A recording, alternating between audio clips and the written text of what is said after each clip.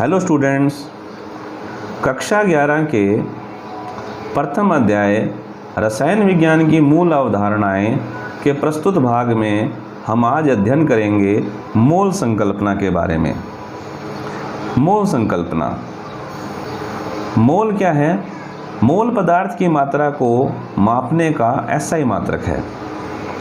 7 मौलिक भौतिक राशियों में से एक मौलिक भौतिक राशि होती है पदार्थ की मात्रा, जिसका SI मात्रक क्या होता है? मोल होता है। मोल हमें पदार्थ में उपस्थित कणों की संख्या के बारे में बताता है। अर्थात मोल पदार्थ में कणों की संख्या यानी परमाणुओं की संख्या या अणुओं की संख्या या आयनों की संख्या को व्यक्त करता है। मोल को यदि हम परिभाषित करें तो इसकी परिभाषा है किसी पदार्थ की वह मात्रा जिसमें उतने ही कण होते हैं जितने कार्बन 12 समस्थानिक के 12 ग्राम में परमाणु होते हैं। यानी कार्बन 12 समस्थानिक के 12 ग्राम में जितने परमाणु होंगे वो 1 मोल के बराबर हैं, और किसी अन्य तत्व या यौगिक के 1 मोल में इतने ही परमाणु या अणु होंगे जितने कार्बन 12 के 12 ग्राम में उपस्थित हैं। प्रायोगिक रूप से अगर हम बात कहें तो कार्बन 12 के एक परमाणु का जो द्रव्यमान होता है वो 1.66 गुना 10 की घात -24 ग्राम होता है। तो यदि एक परमाणु का भार 1.66 गुना 10 की घात -24 ग्राम है तो 1.66 गुना 10 की घात -24 ग्राम में कितने परमाणु होंगे? 1 परमाणु होगा, क्योंकि एक परमाणु का भार कितना है? 1.66 गुना 10 की घात -24 ग्राम। तो 1.66 गुना 10 की घात -24 ग्राम में कितने कार्बन के परमाणु होंगे? 1 ग्राम में कार्बन परमाणु की संख्या कितनी हो जाएगी? 1/1.66 गुना 10 की घात -24। तो 12 ग्राम में कितनी होगी? तो इस संख्या को हम 12 से गुना कर देंगे। 1/1.66 गुना 10 की घात -24 गुना 12। चूँकि हमने कार्बन 12 के 12 ग्राम को क्या माना है? 1 मोल। तो 1 मोल कार्बन में परमाणु की संख्या कितनी हुई? तो यदि हम उक्त संख्या का गणना करें 1/1.66 गुना 10 की घात -24 गुना 12 का, तो हमारे पास जो संख्या आएगी वह है 6.022 गुना 10 की घात 23। यानी 1 मोल कार्बन में परमाणुओं की संख्या कितनी होती है? 6.022 गुना 10 की घात 23 होती है। उक्त संख्या को हम अवोगाद्रो संख्या कहते हैं। अवोगाद्रो नामक वैज्ञानिक के सम्मान में इसको हम अवोगाद्रो संख्या कहते हैं, और इसे Na से प्रदर्शित किया जाता है। N नंबर के लिए, A अवोगाद्रो के लिए। तो अवोगाद्रो संख्या Na का मान कितना है? 6.022 गुना 10 की घात 23 कण। जिस प्रकार 1 दर्जन का अर्थ होता है 12 नग, यानी हम बात कहें जैसे 1 दर्जन कोई भी वस्तु है तो उसका हम अर्थ क्या निकालते हैं कि 1 दर्जन में वो वस्तु कितनी है? 12 नग में है। तो उसी प्रकार किसी भी पदार्थ के 1 मोल का मतलब है उसमें 6.022 गुना 10 की घात 23 कण उपस्थित हैं। यदि वो तत्व है तो परमाणुओं की संख्या होगी, और यदि वो यौगिक है तो वो अणुओं की संख्या होगी, और यदि वो आयनिक यौगिक है तो आयनों की संख्या होगी। तो 1 मोल में कितने कण उपस्थित होते हैं? 6.022 गुना 10 की घात 23 कण। अब जैसे अगर हम तत्व की बात कर रहे हैं तो सोडियम तत्व को लें तो 1 मोल सोडियम में परमाणुओं की संख्या कितनी होगी? 6.022 गुना 10 की घात 23 कण परमाणु, यानी Na। 1 मोल जल में अणुओं की संख्या कितनी होगी? आप ध्यान से देखिएगा, हमने क्या बताया आपको? अणुओं की संख्या, क्योंकि जल क्या है? एक यौगिक है, और यौगिक में क्या होते हैं? अणु होते हैं, और अणुओं में क्या पाए जाते हैं? परमाणु। तो 1 मोल जल में अणुओं की संख्या कितनी है? Na, यानी 6.022 गुणा 10 की घात 23 अणु। और यदि मैं आपसे कहूँ 1 मोल जल में परमाणुओं की संख्या कितनी है, तो वो Na नहीं होगी, कितनी होगी? 3Na, 3 गुना, क्योंकि 1 मोल जल में परमाणु की संख्या कितनी हो जाएगी? 3Na। क्यों हो जाएगी? क्योंकि जल के एक अणु में कितने परमाणु होते हैं? 3। और 1 मोल जल में अणु कितने हैं? Na, तो परमाणु कितने हो जाएंगे? 3 गुना Na। तो ये हुआ बात मोल के संख्यात्मक रूप से गणना की। अब हम आगे बात करते हैं मोलर द्रव्यमान की।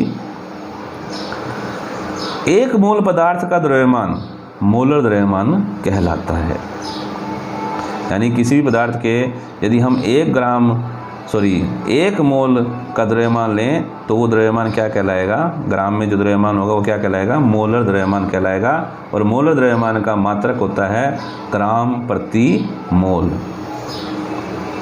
आंकिक रूप से किसी भी पदार्थ का मोलर द्रव्यमान उस पदार्थ के परमाणु भार या अणु भार के बराबर होता है।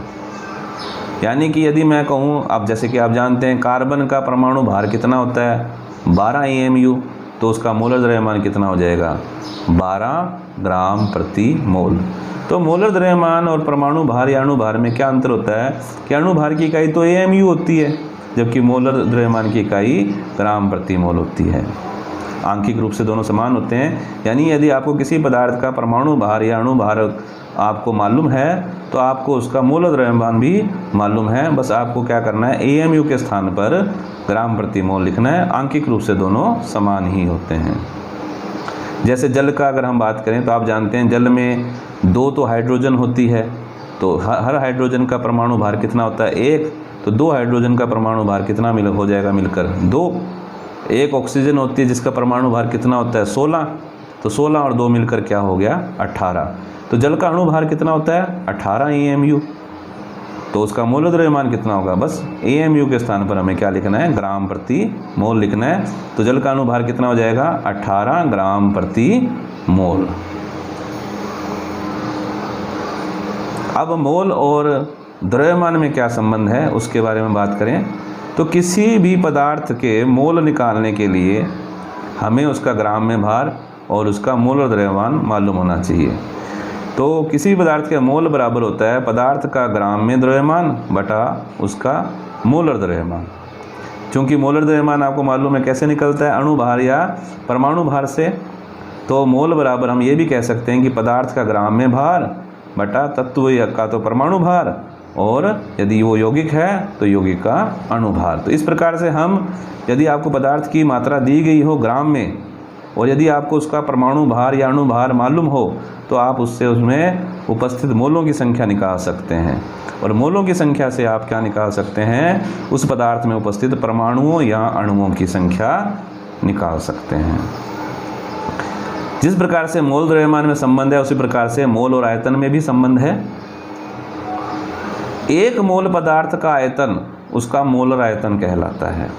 यानी 1 मोल पदार्थ द्वारा जितना स्थान घेरा गया है उस घेरे गए आयतन को हम क्या कहते हैं? मोलर आयतन कहते हैं। और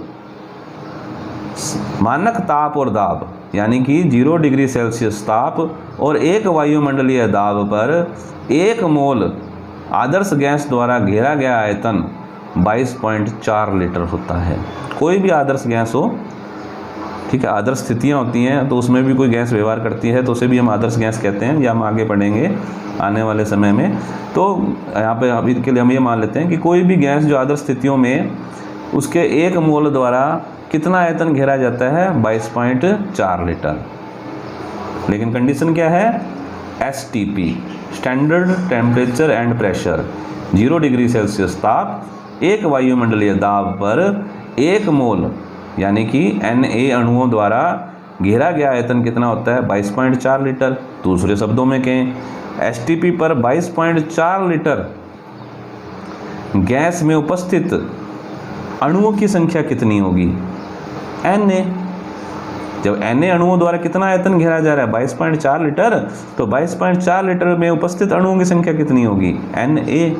लेकिन कंडीशन है 0 डिग्री सेल्सियस ताप और 1 वायुमंडलीय दाब। अर्थात एसटीपी पर 1 मोल हाइड्रोजन गैस अर्थात 2 ग्राम हाइड्रोजन गैस द्वारा घेरा गया आयतन कितना होगा? 22.4 लीटर। 1 मोल ऑक्सीजन गैस द्वारा घेरा गया आयतन कितना होगा? 22.4 लीटर। 1 मोल अमोनिया गैस द्वारा घेरा गया आयतन कितना होगा? 22.4 लीटर। यानी किसी भी गैस का 1 मोल द्वारा घेरा गया आयतन कितना होता है? 22.4 लीटर एसटीपी पर। लेकिन 1 मोल हर गैस का या किसी भी पदार्थ का ग्राम में भार अलग अलग होता है। जैसे कि अगर हम 1 मोल हाइड्रोजन की बात करें तो वो 2 ग्राम होंगे। अगर आप गणना करेंगे मोल बराबर क्या होता है? ग्राम में भार बटा अणु भार या परमाणु भार, तो उससे आपको पता चलता है कि हाइड्रोजन के लिए कितना आएगा? 2 ग्राम। ऑक्सीजन के लिए कितना आएगा? 32 ग्राम। और अमोनिया के लिए कितना आएगा? 17 ग्राम। तो 1 मोल किसी भी गैस के एसटीपी पर कितना आयतन घेरते हैं? 22.4 लीटर घेरते हैं। तो संक्षेप में अगर हम कहें मोल के बारे में संकल्पना में, तो 1 मोल का मतलब क्या होता है? अवोगाद्रो संख्या, यानी 6.022 गुना 10 की घात 23 कण। कण यानी तत्व है तो परमाणु, यौगिक है तो अणु। 1 मोल बराबर पदार्थ का ग्राम में भार बटा पदार्थ का मोलर द्रव्यमान। 1 मोल बराबर किसी भी गैस के एसटीपी पर कितना आयतन घेरेंगे? 22.4 लीटर। तो संक्षेप में हमें 3 बातों का ध्यान रखना है। 1 मोल का मतलब 6.022 गुना 10 की घात 23 कण। दूसरा 1 मोल बराबर ग्राम में भार बटा मोलर द्रव्यमान। और तीसरा एसटीपी पर किसी भी गैस के 1 मोल बराबर 22.4 लीटर। एक गण आंकिक प्रश्न के द्वारा हम इस जो टॉपिक है उसको थोड़ा सा समझ लेते हैं। जैसे एक प्रश्न है, 32 ग्राम मेथेन में परमाणुओं की संख्या ज्ञात कीजिए। तो इसका उत्तर लेने के लिए सबसे पहले आपको पता है आपको क्या दिया गया है? एक पदार्थ दिया गया है मेथेन, और जिसके कितना आपको द्रव्यमान दिया गया है? 32 ग्राम। तो सबसे पहले आपको मेथेन का अणुसूत्र मालूम होना चाहिए, जो आप सभी जानते हैं। क्या होता है? CH4। इसकी सहायता से आप क्या निकालेंगे? सबसे पहले आपको मोलों की संख्या निकालनी पड़ेगी। आपको पदार्थ का द्रव्यमान दिया गया है, जिसकी सहायता से आप क्या निकाल सकते हैं? मोलों की संख्या। तो मोलों की संख्या निकालने का सूत्र हमने आपको बताया था। मोल बराबर क्या होता है? पदार्थ का ग्राम में भार बटा उसका मोलर द्रव्यमान। अब मोलर द्रव्यमान निकालने के लिए आपको क्या मालूम होना चाहिए? उस पदार्थ का अणुसूत्र, और अणुसूत्र की सहायता से उसका अणुभार। तो मेथेन का अणुसूत्र कितना होता है? CH4। तो CH4 का अणुभार कितना होगा? 1 गुना C, यानी 1 कार्बन है और 4 हाइड्रोजन है। दोनों को वो जोड़ दें अगर हम दोनों के परमाणु भारों को, तो कार्बन का परमाणु भार कितना होता है? 12। तो 1 गुना 12। हाइड्रोजन का परमाणु भार कितना होता है? 1। तो 4 गुना 1 बराबर 16U। जैसे आपको मैंने पहले बताया था कि अणुभार जो है, यदि उसमें हम ग्राम प्रति मोल लिख दें तो वो उसका क्या बन जाता है? मोल द्रव्यमान। तो यानी कि मेथेन का मोल द्रव्यमान कितना होगा? 16 ग्राम प्रति मोल। मेथेन का मोल द्रव्यमान कितना होगा? 16 ग्राम प्रति मोल। अब आपके पास में मेथेन का मोल द्रव्यमान आ चुका है। मेथेन का द्रव्यमान आपको दिया गया है, कितना है? 32 ग्राम। तो हम जानते हैं मोल बराबर होता है पदार्थ का द्रव्यमान बटा पदार्थ का मोलर द्रव्यमान। तो पदार्थ का द्रव्यमान कितना है? 32, और उसका मोलर द्रव्यमान कितना है? 16। तो 32 बटा 16 बराबर क्या आ गया? 2 मोल। यानी मेथेन के 32 ग्राम में कितने मोल हैं? 2 मोल हैं। मेथेन के 32 ग्राम में कितने मोल हैं? 2 मोल हैं। और हम जानते हैं 1 मोल बराबर क्या होता है? 6.022 गुणा 10 की घात 23 कण। अभी परमाणु मत कह देना, क्योंकि हमने पहले बताया था यदि तत्व है तो परमाणु है और यौगिक है तो वो अणु है। तो यहाँ पर क्या है आपके सामने? मेथेन एक यौगिक है, तो यौगिक में क्या होंगे? कण के स्थान पर अणु होंगे। तो मेथेन के 1 मोल में कितने अणु होंगे? 6.022 गुणा 10 की घात 23 अणु होंगे। लेकिन यहाँ पर मेथेन के कितने मोल हैं? 2 मोल हैं। तो बताओ 2 मोल में कितने होंगे? तो मीथेन एक यौगिक है और इसके 32 ग्राम यानी 2 मोल में अणुओं की संख्या कितनी होगी? 2 गुणा 6.022 गुणा 10 की घात 23 अणु, दुगनी हो जाएगी 2 गुना Na। चूंकि आप जानते हो मीथेन के एक अणु में परमाणु कितने होते हैं? 5। भाई एक कार्बन का और 4 हाइड्रोजन के, तो कुल कितने परमाणु हो गए? 5 परमाणु हो गए। तो मीथेन के एक अणु में परमाणु की संख्या कितनी है? 5। तो बताओ 2 गुणा 6.022 गुणा 10 की घात 23 अणुओं में कितने परमाणु होंगे? तो इस संख्या को हम 5 से गुणा कर देंगे। 5 गुणा 2 गुणा 6.022 गुणा 10 की घात 23 परमाणु। अब अणु नहीं है, क्या हो चुके हैं? परमाणु। 5 को जब 2 से गुना करेंगे तो 10 आएगा, और 10 को जब 10 की घात 23 से गुना करेंगे तो संख्या बढ़कर क्या हो जाएगी? 10 की घात 24। तो 6.022 गुणा 10 की घात 24 परमाणु होंगे। यानी 32 ग्राम मीथेन में कुल कितने परमाणु हैं? कार्बन और हाइड्रोजन सभी को मिलाकर 6.022 गुणा 10 की घात 24 परमाणु उपस्थित हैं।